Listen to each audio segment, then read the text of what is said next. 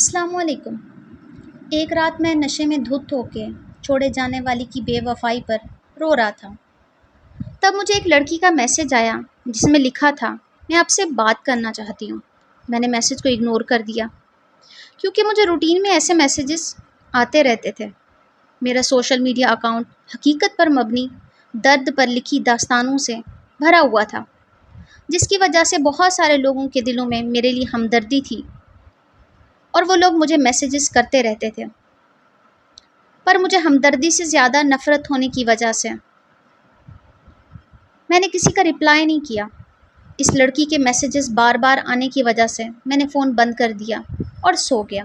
اگلے دن شام کے 7 بجے جب میں نیند سے اٹھا تو اپنا فون آن کیا، اس لڑکی کے 200 میسیجز آئے ہوئے تھے۔ مجھے بہت غصہ آیا۔ میں نے اسے کال ملا دی۔ اس کی کال اٹینڈ کرتے ہی اس کی خوب انسلٹ کی اور کال بند کر کے اسے بلاک کر دیا۔ تھوڑی دیر میں ہی مجھے ایک اور رانگ نمبر سے کال آ گئی۔ میں نے اٹینڈ کی تو ایک لڑکی نے بھائی بولتے ہوئے مجھے کہا، میں نور کی بہن بات کر رہی ہوں۔ میں نے اس سے پوچھا کہ کون نور؟ وہ کہنے لگی، وہی نور جس نے سوشل میڈیا پہ آپ کی سٹوری پڑھ کر پچھلے 7 دنوں سے کچھ نہیں کھایا، وہی نور جو پچھلے دنوں سے لگاتار رو رہی ہے، وہی نور جو پچھلے 7 دنوں سے سوئی نہیں، وہی نور جس کی کچھ دیر پہلے آپ نے انسلٹ کی ہے۔ میں نے اتنا سنتے ہی کال بند کر دی اور وہ نمبر بھی بلاک کر دیا۔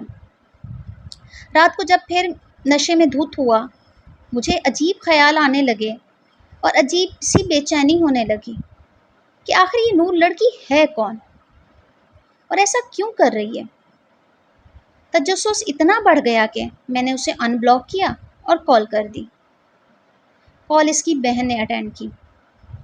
میرے ہیلو کرتے ہی مجھے کہنے لگی، اگر نور کو کچھ ہوا تو میں تمہیں چھوڑوں گی نہیں۔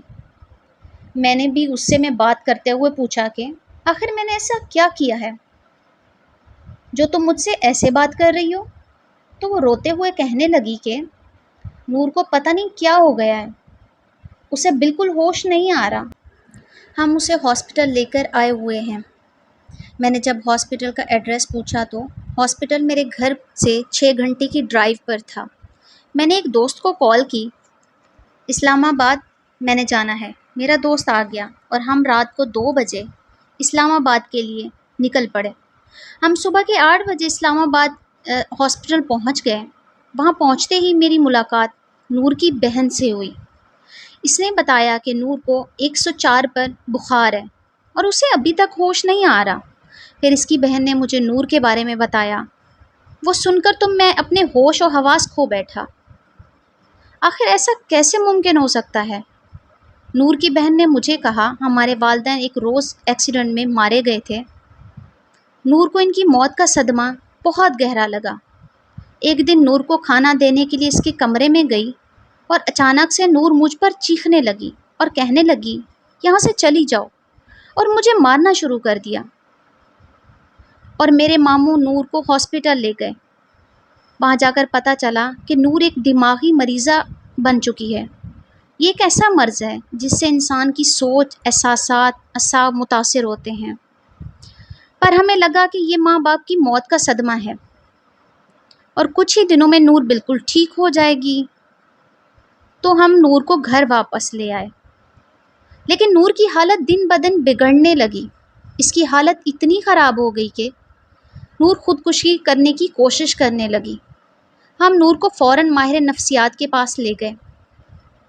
انہوں نے بتایا کہ دیگر امراض کی طرح اس مرض کا علاج بھی ادویات اور تھیریپی سے کیا جا سکتا ہے، پر بنا علاج کے نور کی حالت دن بدن خراب ہوتی جائے گی۔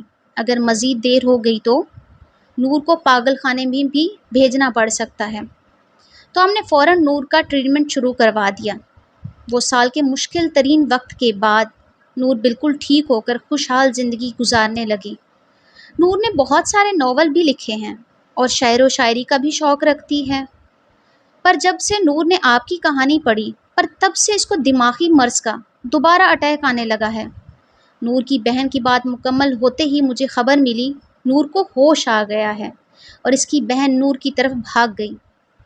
میں بھی اس کے پیچھے جانا چاہتا تھا، یہ میرے دوست نے مجھے روک لیا۔ وہ مجھے کہنے لگا کہ نور تو پاگل لڑکی ہے، ہمیں اس سے کیا لینا دینا، چلو ہم گھر چلتے ہیں۔ میں نے اپنے دوست سے بولا کہ ارے یار میں کون سا نارمل ہوں، میں بھی تو اتنا پاگل ہو چکا ہوں کہ کسی کا غم بلانے کے لیے نشے کا سہارا لے رہا ہوں۔ بس اتنا کہہ کر میں نور سے ملنے چلا گیا اور مجھے دیکھتے ہی اٹھ کر بیٹھ گئی۔ اس کی خوشی کی کوئی انتہا ہی نہیں تھی۔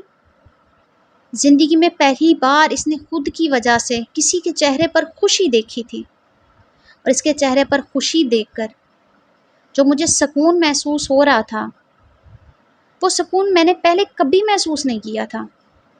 میں نور کے قریب جا کر بیٹھ گیا اور اس کا حال چال پوچھنے لگا۔ وہ مجھے کہنے لگی آپ کے آنے سے سب کچھ ٹھیک ہو گیا۔ پھر ہم نے بہت سی باتیں کی اور کچھ دیر بعد میں نے نور سے کہا کہ اب میرے جانے کا وقت ہو گیا ہے۔ نور نے جب یہ سنا، پتہ نہیں اس کی ہنسی اچانک سے کہاں چلی گئی، اس کے ہاتھ پاؤں کانپنے لگے اور آنکھیں نم ہو گئیں۔ میں نے نور کی حالت دیکھتے ہوئے اپنے دوست کو کال کی اور اسے کہا کہ تم چلے جاؤ، میں بعد میں آ جاؤں گا۔ اتنا سنتے ہی نور کے چہرے پر مسکراہٹ پھر سے واپس آ گئی۔ میں اور نور 2 دن تک ہسپتال میں رہے۔ وہ 2 دن میری زندگی کی سب سے خوبصورت دن تھے۔ ہم نے ایک ساتھ جینے مرنے کی قسمیں بھی کھائیں۔ وہ دن بعد نور کو ہاسپٹل سے چھٹی مل گئی اور ہم دونوں اپنے اپنے گھر چلے گئے۔ پھر ہماری فون پر دن رات باتیں ہونے لگیں اور ایسے ہی 1 سال گزر گیا۔ وہ ذہنی طور پر بالکل ٹھیک ہو چکی تھی اور میں بھی نشہ مکمل طور پر چھوڑ چکا تھا۔